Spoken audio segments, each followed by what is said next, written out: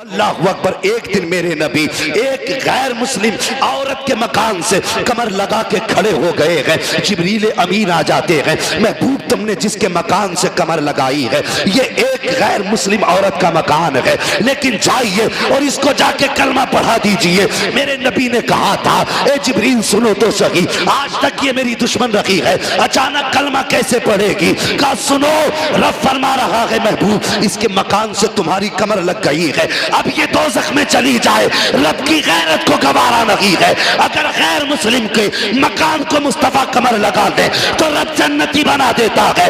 जिसके शिकम में मेरा नबी नौमा जलवा कर रहा हो, बताओ वो माँ जहन्नम में कैसे जा सकती है? सुभान अल्लाह, बेशक सुभान अल्लाह, सुभान अल्लाह। नहीं आती।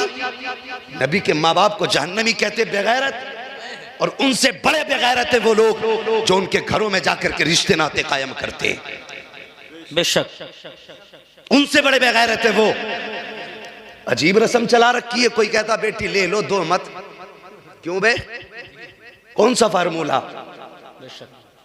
बे गधे, देगा तो एक जाएगी और लेगा तो पूरा घर चला जाएगा।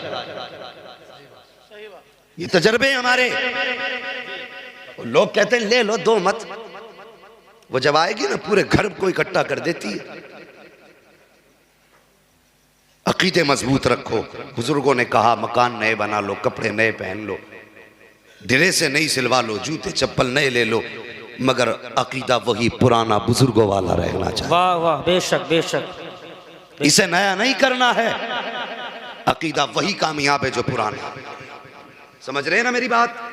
जी। ऐसे लोगों से ताल्लुकात खत्म करो। ये किसको कह रहे हैं माज़अल्लाह जहन्नमी? नबी की माँ को। हमारी माएँ कुर्बान हो जाएं हुजूर की वालिदा पर, हमारी नस्लें कुर्बान हो जाएं मुस्तफ़ा के माँ बाप पर। अल्लाह अकबर। कायनात में कोई ऐसी माँ हो तो ला करके दिखाओ जिसकी गोद में सैयदुल अंबिया खेला हो। ऐसी कोई माँ हो तो ला करके दिखाओ जिसने मुस्तफ़ा जान रहमत जैसी ज़ात ने जिस खातून की आगोश में आँख खोली, कोई ऐसी खातून नजर नहीं आएगी। अल्लाह अकबर। कौन है नबी की अम्मी? एक दिन बिस्तर पर लेटी हुई है, माथे पे पसीना है, अचानक कमर के पीछे से झोंका आया। हुजूर माँ के शिकम के अंदर है, जैसी कमर के पीछे से झोंका आया है, सैयदा आमीना ने मुड़ के पीछे देखा। क्या देखती है? दो हसीनो महजबी लड़कियां हैं, हाथ में पंखे हैं, हवा कर रही हैं। आपने कहा था बच्चियों कभी तुम्हें मैंने मक्के की जमीन पे नहीं देखा, कौन हो मेरी खिदमत में आई हो? तो उन्होंने कहा था आमीना हम जमीन के रहने वाले नहीं हैं, हम तो जन्नत के रहने वाले हैं, हम तो जन्नत के रहने वाले हैं। का कहना क्या चाहती हो? का सुनो, जब तुम्हारे माथे पे पसीना आया रब ने कहा हुराने जन्नत देखो महबूब की माँ के माथे पर पसीना है, जल्दी जाओ जाकर के ठंडी हवा चला दो, आमीना के माथे पे पसीना आ जाए। ये रब के करम को गवारा हो ही नहीं सकता। बेशक सुभान अल्लाह, बेशक बेशक। मुझे बता, अगर अल्लाह को उनके माथे पे पसीना गवारा नहीं तो उन्हें दोज़ख में डालना कैसे गवारा करे? बेशक हरगिज़ नहीं। बेशक हमारा अकीदा ये है जो उन्हें दोज़खी कहते हैं वो बदबख्त खुद दोज़खी है। बेशक। अल्लाह अकबर। शान देखो मेरे नबी की अम्मी की। अभी अगर शान हुजूर की वालिदा की मुलाहिजा करें, मैं बात को ज्यादा बढ़ाना नहीं चाहता, विलादत के ताल्लुक से प्रोग्राम है। अल्लाह सलामत रखे, खुशनसीब हैं जो हुजूर की आमद का तज़किरा कर भी रहे हैं, सुन भी रहे हैं। बेशक। मुहद्दिस देलवी, जिनको वहाबी भी मुहद्दिस मानते, वो बरेलवी भी मानते, खुद वो फरमाते हैं जिस बस्ती में हुजूर के आमद की बातें होती हैं, पैदाइश की बातें होती हैं, अल्लाह एक साल तक उस बस्ती पे अपने करम की बारिशें फरमाता है। सुभान अल्लाह, सुभान अल्लाह, बेशक सुभान अल्लाह। हाँ, फर्क है, ये उन्हें मानते तो हैं लेकिन उनकी नहीं मानते। वाह बेशक। हम उनको भी मानते हैं और उनकी भी मानते हैं। बेशक। वही मुहद्दिस देलवी कहते हैं अल्लाह एक साल तक उस बस्ती पे बारिश फरमाता करम की। इसकी बेस बिल्कुल बंद कर दीजिए, आवाज पकड़ रहा है। एक साल तक करम की बारिशें फरमाता और फरमाते आगे फरमाते एक साल तक अल्लाह उस बस्ती से मुसीबतों को दूर फरमा दिया करता है। समझ रहे हैं आप? ये मुहद्दिस देलवी फरमाते हैं। अल्लाह अकबर। तो मैंने कहा नसीब वाले हैं जो जिक्र कर रहे हैं और जिक्र सुन रहे हैं। इंशाअल्लाह एक साल तक अल्लाह के करम की बारिश होगी। बोल दो सुभान अल्लाह। सुभान अल्लाह। अल्लाह ताला सबको करोड़पति बना दे। हाँ, इसमें बोल दिए। हाँ, करोड़पति अल्लाह बना दे, सवाब तो आखिरत में देखा जाएगा। कहते हैं जरा या रसूल अल्लाह, या रसूल अल्लाह। आज मैं हुजूर की वालिदा का जिक्र कर रहा हूँ। अगर कोई तेरी मेरी माँ का जिक्र करे तो हमारे सीने चौड़े हो जाते। इसने मेरी माँ की तारीफ की, मैंने हुजूर की अम्मी का तज़किरा किया है। यकीनन आज गुंबद खजरा वाला नबी हाथ उठा के दुआएं करता होगा इंशाअल्लाह। सबको माँ प्यारी है, तो फिर मेरे नबी को तो बड़ी प्यारी है अपनी माँ। कितनी प्यारी है, पूरी जिंदगी हुजूर माँ को याद करके रोते रहे, पूरी जिंदगी। अल्लाह अकबर। इंशाअल्लाह वो बात वक्त रहा तो करूँगा। बस अब सुने कि हुजूर की वालिदा की शान। हुजूर के वालिद का इंतकाल कब हुआ? जब हुजूर माँ के शिकम में आए 2 महीने का अरसा हुआ था। कितना? और जोर से 2 महीने। 2 महीने का। वालिद के पहले इंतकाल होने की वजह मुहद्दिसीन और मुफस्सिरीन ने फरमाई है बयान। कहते हैं कि अल्लाह ने हुजूर की विलादत से पहले इसलिए हजरत अब्दुल्ला को अपने पास बुलाया कि हो सकता था अगर वो 1-2 साल बाहयात होते तो फिर हुजूर का कोई छोटा भाई या बहन पैदा होते। अगर भाई या बहन पैदा होता और हुजूर को बड़ा भाई कहता तो रब को ये गवारा नहीं था। अगर रब महबूब के सगे भाई से बड़ा भाई कहलवाना गवारा नहीं करता तो इस चूड़े चड्डे से बड़ा भाई कहलवाना कैसे गवारा कर सकता है? शर्म नहीं आती? इन लोगों ने अपनी किताबों में लिखा है कि नबी बड़े भाई की तरह है माज़अल्लाह। हाँ, नबी की ताज़ीम ऐसे करनी चाहिए जैसे गांव के चौधरी की ताज़ीम की जाती है। ये इन्होंने अपनी किताबों में लिखा है। अल्लाह अकबर। मुफस्सिरीन फरमाते हैं इस वजह से हज़रत अब्दुल्ला का विसाल हुआ।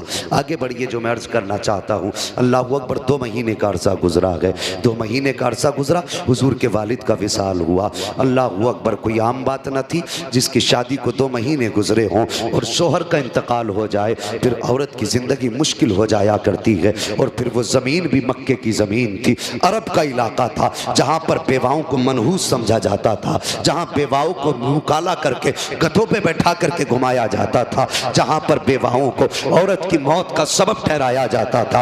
ये वो जमीन थी। अल्लाह अकबर। उस सरजमीन पर मेरे नबी के वालिद का विसाल हुआ है। अब हजरत आमीना की जिंदगी देखो, सुबह भी रो के गुजरती है, शाम भी रो के गुजरती है। न दिन को चैन न रात को चैन है, दिल का करार लुट चुका है। रात को भी रो रही है, सुबह को भी रो रही है। अल्लाह अकबर। आओ मैं अपनी कौम की बेटियों से एक बात कहना चाहता हूँ, तुम अपने शोहरों के खिलाफ जबान न चलाया करो, इनको बददुआएं न दिया करो। तुम किचन में खड़े होकर के हाथ में रोटी लेकर के जब शोहर घर से निकलता है तो बददुआएं कैसी कैसी दिया करती हो। कहती हो अल्लाह तेरी सूरत ना दिखाए, तू लौट के ना आए, जबान को लगाम दे। तुझे पता नहीं तूने किसके खिलाफ जबान खोल दी है, तुझे पता नहीं है तू किसको बददुआ दे रही है, जानती तक नहीं है। अगर ये ना आया तो तेरी औकात मिट जाएगी। अगर ये ना आया कोई तुझे पूछने वाला ना होगा। अगर ये वापस ना आ सका कोई तुझे वक्त पे रोटी देने वाला ना होगा।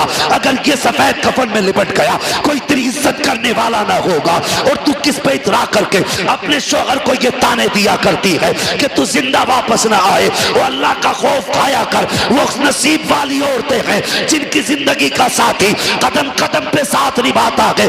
वरना साहिब हमने समाज में बेवाओं की जिंदगी देखी है। ये कौम ऐसी कौम है, ये तो बेवाओं को उस वक्त तक रोटी नहीं देती जब तक उनके बदन से कपड़े नहीं उतरवा लेती है, जब तक उनकी इज्जत नहीं लूट लेती उस वक्त तक ये कौम रोटी देने तैयार नहीं होती है। ए मेरी कौम की बेटी, जब तेरा शोहर घर से निकले तो जबान पे बद्दुआ ना ला, उसके लिए कोई जुमला गलत न कह, बल्कि तू कनीज़े फातिमा है। तेरा शोहर घर से निकले परदेश जाने लगे फी अमानिल्लाह कह के रुखसत कर दे। जब वो चला जाए घर में आ वुज़ू कर ले, मुसल्ला बिछा दे, 2 रकात नमाज पढ़, सजदे में सर रख और रो दे ए मेरे मालिक। आंख में आंसू ले और रब की बारगाह में इल्तिजा कर, ए मेरे परवरदिगार सुहागन छोड़ के गया है, सुहाग के जोड़े में मिलाना, हंसता हुआ छोड़ा है, हंसते हुए मिलाना। अल्लाह की इज्जत की कसम अगर ये तेरी आदत होगी तो रब की रहमतें आवाज दे के कहती है ये तरीका अपना ले। जब तक तुम दोनों को फिर से मिला न दूंगा उस वक्त तक मौत भी तुम दोनों को जुदा नहीं कर सकती। सुभान अल्लाह। नारे तकबीर, नारे रिसालत, फैजाने आला हजरत, फैजाने सलामी अज़मत मुस्तफ़ा कॉन्फ्रेंस जश्न ईद मिलादुन नबी मुफ्ती हम्माद रजा साहब क़िबला, नारे तकबीर, नारे रिसालत। सुभान अल्लाह, सुभान अल्लाह। हर घर की कहानी है ये, मियाँ बीवी के झगड़े, बद्दुआएं। वो कहता मैं तेरी सूरत देखना नहीं चाहता, वो कहती है जा तू पलट के ही नहीं आएगा। तुझे पता नहीं है जिनके जोड़े बिछड़ जाते हैं उनकी जिंदगी कैसे कटा करती है।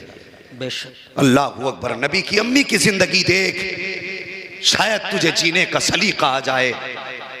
अंदाज़े बयां मेरा बहुत शौक नहीं है, शायद के उतर जाए तेरे दिल में मेरी बात। बरगे हिना पे लिखता हूँ मैं दर्द दिल की बात, शायद के रफ्ता रफ्ता लगे दिल रुबा के हाथ। मेरी तकरीर तबे यार को बेचैन करती है, सबब क्या है वही कहता हूँ जो दिल पर गुजरती है। बेशक आज हर घर की कहानी है, किस घर में गालियां नहीं है, किस घर के माहौल बिगड़े हुए नहीं है। बदलो यार तरीके, शोहर परदेश जाता है, औरत जबान चलाती रहती है, और तुझे तो रब ने कनीज़े फातिमा बनाया था। डॉक्टर इकबाल ने कहा था तेरे दामन में है किस लालो जवाहर की कमी, तू किसी और के दामन की तरफ क्यों देखे। तुझे मुस्तफ़ा ने क्या ना दिया,